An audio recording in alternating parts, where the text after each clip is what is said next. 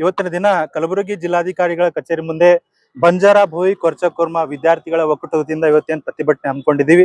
ವಿಷಯ ಏನಪ್ಪಾ ಅಂದ್ರೆ ಒಳ ಮೀಸಲಾತಿಯಲ್ಲಿ ಜಾರಿಗೆ ಮಾಡಿ ಇವತ್ತಿಗೆ 6 ತಿಂಗಳಾಯ್ತು. 6 ತಿಂಗಳಲ್ಲಿ ಎಲ್ಲಾ ರೀತಿಯಾದಂತಹ ನೇಮಕಾತಿಗಳಲ್ಲಿ ಬಂಜಾರ ಭೋಯಿ ಕೊರ್ಚಕೋರ್ಮ ಮತ್ತು ಈ ಒಳ ಮೀಸಲಾತಿ ಪದ್ಧತಿಯಿಂದ ಈ ಎಲ್ಲಾ ವಿದ್ಯಾರ್ಥಿಗಳಿಗೆ ನೇಮಕಾತಿ ಪ್ರಕ್ರಿಯೆ ಅಂತ ನೀಟು, ನವೋದಯ, ವಸತಿ ಶಾಲೆಗಳು ಇನ್ನಿತರ ಎಲ್ಲಾ ಸರ್ಕಾರಿ ನೇಮಕಾತಿ ಪ್ರಕ್ರಿಯೆಯಲ್ಲಿ ಅನ್ಯಾಯವಾಗ್ತಾ ಇದೆ.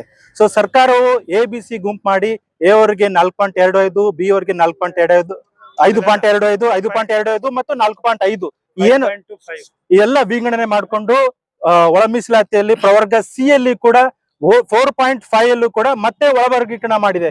80% ಮತ್ತು 20% ಅಂತ ಹೇಳಿ 20% ಅಲ್ಲಿ ಅಲೆಮಾರಿ ಜಾತಿ ಅಂತ 59 ಜಾತಿಗಳಿಗೆ ಫಸ್ಟ್ ಪ್ರಯಾರಿಟಿ ಕೊಟ್ಟು ಮಿಕ್ಕಿದಂತ 20% ಕೊಲಂಬೋ, ಬಂಜಾರ ಭೋಯಿ ಕೊರ್ಚಕೋರ್ಮ ಈ 4 ಜಾತಿಗಳಿಗೆ ಅನ್ಯಾಯವನ್ನ ಆಗ್ತಿದೆ. ಸೊ ಉದಾಹರಣೆಗೆ ಒಂದ್ ಯಾವುದೇ ರೀತಿಯಾದಂತ ನೋಟಿಫಿಕೇಶನ್ ಜಾಬ್ ನೋಟಿಫಿಕೇಶನ್ ಸಿ ಪ್ರವರಕ್ಕೆ 2 ಜಾಬ್ಗಳು ಬಂದ್ರೆ ಒಂದೊಂದು ಜಾಬ್ ಅನ್ನ 20% ಅಲೆಮಾರಿ ಜಾತಿಗಳಿಗೆ ಹೋಗ್ತಿದೆ. ಇದರಿಂದ ನಾವೇನ್ ಮಾಡ್ತೀವಿ, 80% ಉಳಿದಂತ ಒಳ ಮೀಸಲಾತಿ ಪಡೆದಂತ ಕೊಲಂಬೋ ಜಾತಿಗಳಿಗೆ ಅನ್ಯಾಯವಾಗ್ತಿದೆ. ಸೊ ಈ ಪ್ರಕ್ರಿಯೆಯ ಬಿಸಿಯನ್ನ ಮೊನ್ನೆ ಪ್ರಕಟಿಸಿದಂತ ನೀಟ್ ರ್ಯಾಂಕಿಂಗ್ ಅಲ್ಲೂ ಕೂಡ ಎಲ್ಲಾ ವಿದ್ಯಾರ್ಥಿಗಳು, ರಾಜ್ಯಾದ್ಯಂತ ಕೊಲಂಬೋ ಸಮಾಜದ ಎಲ್ಲಾ ವಿದ್ಯಾರ್ಥಿಗಳಿಗೆ ಅನ್ಯಾಯ ಆಗ್ತಿದೆ. ಸೊ ಅದೇ ರೀತಿಯಾಗಿ ನಮ್ಮ ಹೋದ ತಿಂಗಳು ನಡೆದಂತ ಹೈಕೋರ್ಟ್ ಪ್ರಕ್ರಿಯೆಯಲ್ಲಿ ಸ್ಟೇ ಕೂಡ ಆಗಿದೆ. ಏನಂತ ಹೇಳಿ, ನೇಮಕಾತಿ ಪ್ರಕ್ರಿಯೆ ಫೈನಲ್ ಪ್ರಕ್ರಿಯೆಯನ್ನ ನೀವು ಮಾಡಬಾರ್ದು ಅಂತ ಹೇಳಿ ಸ್ಟೇ ಆಗಿದೆ.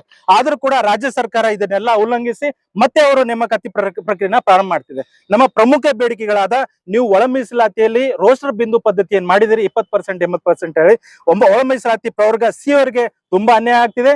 ಈ ಒಳ ಮೀಸಲಾತಿ ರೋಸ್ಟರ್ ಪದ್ಧತಿಯನ್ನ ತಾವು ಇದನ್ನ ಪರಿಶೀಲನೆ ಮಾಡಿ ಇದನ್ನ ನೀವು ಕ್ಯಾನ್ಸಲ್ ಮಾಡ್ಬೇಕಂತ ಹೇಳಿ ನಾವು ಮೊದಲನೇ ಬೇಡಿಕೆ ಇಡ್ತಿದೀವಿ. ಎರಡನೇ ಬೇಡಿಕೆ, ಯಥಾರ್ಥವಾಗಿ ಒಳ ಮೀಸಲಾತಿ ಏನ್ ಸ್ಟೇ ನಡೀತಿದೆ ಆ ಸ್ಟೇ ಅನ್ನ ನೀವು ಫಾಲೋ ಮಾಡ್ಲಾರ್ದೇನೆ ನೀವು ನೇಮಕಾತಿ ಪ್ರಕ್ರಿಯೆಯನ್ನ ಪ್ರಾರಂಭ ಮಾಡ್ತಿದ್ದೀರಿ. ಇದನ್ನ ಇದು ಸಕ್ರಿಯವಾದಂತ ಕಾನೂನು ಉಲ್ಲಂಘನೆ. ಇದರ ಬಗ್ಗೆ ತಾವು ಇನ್ನೊಮ್ಮೆ ಪರಿಶೀಲನೆ ಮಾಡಿ ಎಲ್ಲಾ ಪ್ರಕ್ರಿಯೆಯನ್ನ ನಿಲ್ಲಿಸಬೇಕಂತೇಳಿ ಎರಡನೇ ಪ್ರಮುಖ ಬೇಡಿಕೆಯನ್ನ ಸಲ್ಲಿಸ್ತಾ ಇದೀವಿ. ಮೂರನೇ ಬೇಡಿಕೆಯಾಗಿ, ನಮಗೆ ಈ ಒಳ ಮೀಸಲಾತಿ ಪ್ರವರ್ಗ ABC ಅನ್ನು ನೀವು ಒಳ ಮೀಸಲಾತಿ ವರ್ಗೀಕರಣ ಮಾಡಿದಿರಿ, ಇದು ಸಂಪೂರ್ಣ ಅವೈಜ್ಞಾನಿಕ ಇದೆ.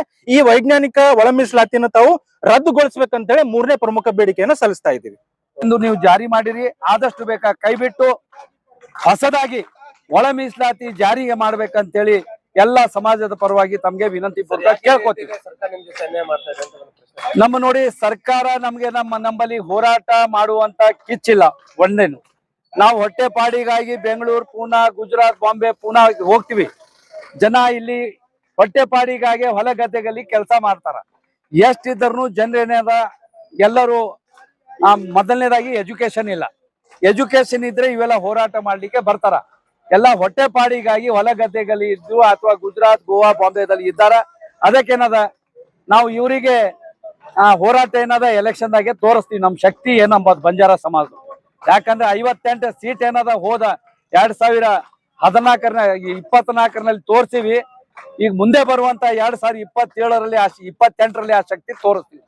ಯಾವುದೇ ಪಕ್ಷ ಯಾವುದೇ ಸರ್ಕಾರಕ್ಕೆ.